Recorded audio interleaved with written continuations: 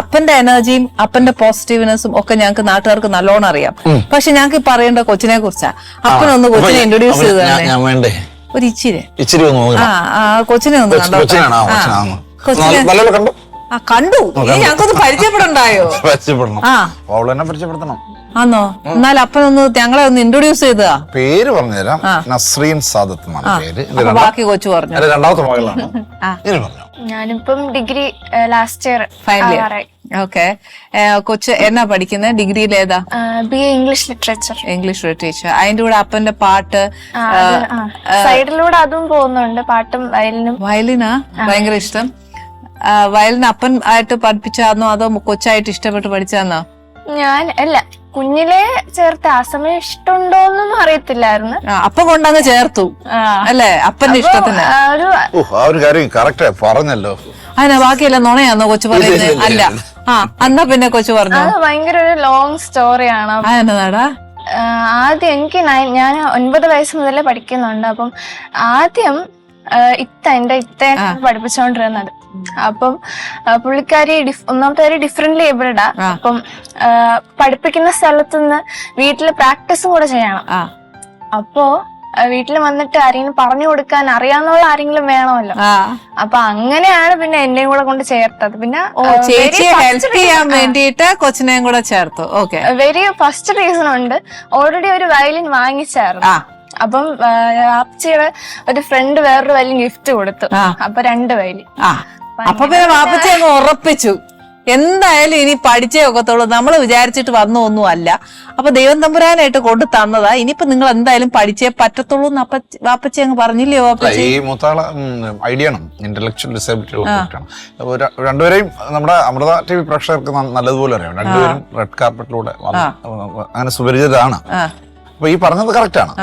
ഇൻസ്റ്റിറ്റ്യൂട്ടിൽ കുറെ ആളുകൾ പഠിപ്പിക്കുന്നുണ്ട്. അപ്പൊ വീട്ടിലും അതേപോലെ ഒപ്പം ചെയ്യിപ്പിക്കാൻ പറഞ്ഞു കൊടുക്കാൻ ഒരാള് മസ്റ്റായിട്ട് വേണമെന്നുള്ളൊരു അവസ്ഥ വന്നു. അപ്പൊ ഇങ്ങനെ 2 വയലിൻ കിട്ടി. അപ്പം ഇവളെ പഠിപ്പിക്കാന്ന് വിചാരിച്ചു. ഇവള് പഠിച്ചു. ഇപ്പൊ മൂത്ത മോളുടെ ഗുരു ഇവളാണ്. അത് ശരി, അത്ര മിടുക്കിയായി. പക്ഷെ അത് നല്ലൊരു കാര്യം. മിടുക്കി മാത്രമല്ല, എന്റെ പല പ്രോഗ്രാംസ് എന്റെ കൂടെ വരുന്നു. നല്ല ഷോസ് ഒക്കെ വരുന്നു. രണ്ടുപേരും വരാറുണ്ട്. സത്യം പറയട്ടെ, ഒരു താല്പര്യമില്ലായിരുന്നു ആദ്യം. ഞാൻ അടി കൊടുത്ത് വണ്ടിയിൽ കൊണ്ടുപോയി, അതായത് വീടിന്റെ നടമുതല് അവൾ പഠിക്കുന്ന ഇൻസ്റ്റിറ്റ്യൂട്ട് വരെ അടി കൊടുത്ത് നേരെ കയറ്റി. ചെറിയ രീതിയിൽ അറിയാമല്ലോ നമ്മള്. ആ സമയത്ത് ഞാൻ വയലിനൊന്നും പഠിക്കുന്നില്ല. ആ സമയത്ത് ഓക്കൽ പഠിക്കുകയാണ്. ക്ലാസിക്കൽ പഠിക്കുന്ന സമയത്ത് വലിച്ചു ഇളുത്ത് ഞാൻ കൊണ്ടുപോയ അവസരങ്ങൾ. വാപ്പച്ചി ഞങ്ങൾ ഈ കടന്ന് വിഷ്വൽ ചെയ്യുക കേട്ടോ. ഇതൊക്കെ അതിനെന്ത് എനിക്കൊരു പ്രശ്നമല്ല. അത് അഭിമാനത്തോടു കൂടി തന്നെയാണ് ഞാൻ പറയുന്നത്. കാരണം അന്ന് ഞാൻ ഇങ്ങനെ കൊണ്ടുപോയതിന്റെ ഫലമാണ് ഇപ്പൊ അവള്. സത്യം. ഇപ്പൊ ശരിക്കും നിങ്ങൾ അത് ഭയങ്കരമായിട്ട് ആസ്വദിക്കുന്നില്ലേ? ആ മ്യൂസിക്കിന്റെ ഒരു മിറക്കിൾ എന്ന് പറയുന്ന ഒരു, നമ്മൾ എന്തോരം അതിലേക്ക് ഇൻവോൾവ് ആവുന്നു എന്നുള്ളത്. അത് ശരിക്കും മ്യൂസിക് ക്യാൻ ഡു മിറക്കിൾസ് അല്ലേ? എനിക്കൊരു വിശ്വാസം ഉണ്ടായിരുന്നു, കുട്ടികൾ നമ്മളെ വഴിക്ക് വരും എന്നുള്ള വിശ്വാസം ഉണ്ടായിരുന്നു. മോനും മൂന്നാളുണ്ട് എനിക്ക്. മൂന്നാമത്തെ മോനാണ്. മോന് പിയാനോ പഠിക്കാണ് ഇപ്പൊ. 9ാം ക്ലാസ് ആയതേ ഉള്ളൂ. അപ്പൊ ഒരു 1-2 വർഷം കഴിഞ്ഞ കുടുംബഗാനമേള നടത്തുന്ന ഒരു അവസ്ഥയിലേക്ക്. പക്ഷെ അതൊരു നല്ലതല്ലേ?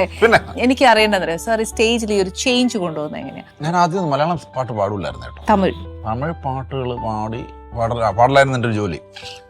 വെറൈറ്റി എന്നുള്ള നിലക്ക് ഈ വണ്ണാമല പോലുള്ള സിനിമകളൊക്കെ വരുന്ന സമയത്താണ് എൻ്റെ എൻട്രി വരുന്നത്.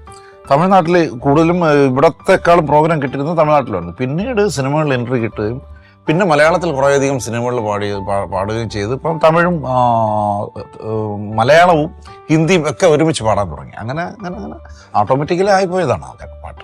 അപ്പനെ വിട്ടുകൊടുക്കല്ലേ? അപ്പന്റെ എനർജിയൊക്കെ നാട്ടുകാർക്ക് മുഴുവൻ അറിയാവുന്ന. ഇവർക്ക് വേണ്ടി 10 ഏക്കർ എന്ന് പറഞ്ഞൊരു ബാൻഡൊക്കെ ഇങ്ങനെ രൂപപ്പെടുത്തി. ഇപ്പം ഇവർക്ക് സമയം കിട്ടാത്തതിൻ്റെ ഒരു പ്രശ്നമുണ്ട്.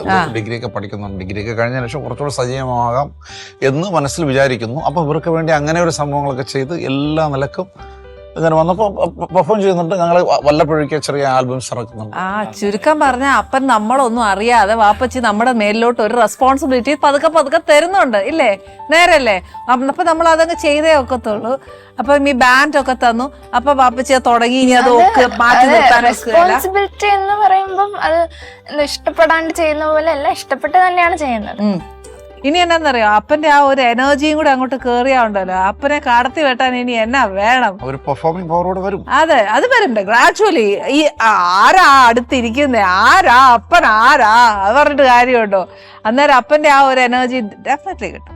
പിന്നെ ഈ പറഞ്ഞ പോലെ അപ്പന്റെ അമ്മയുടെയും ബ്ലെസ്സിങ്സ്, പിന്നെ അപ്പനെ ആരാധിക്കുന്ന എത്രയോ പ്രേക്ഷകർ നമ്മുടെ മലയാളികളുടെ ഇടയിലുണ്ട്. അപ്പൊ അവരുടെയൊക്കെ ഒരു ബ്ലെസ്സിങ്സ് എത്ര ആൾക്ക് മോക്ക് കിട്ടാതിരിക്കത്തില്ല, definitely. Annie's Kitchen. Let's cook with love.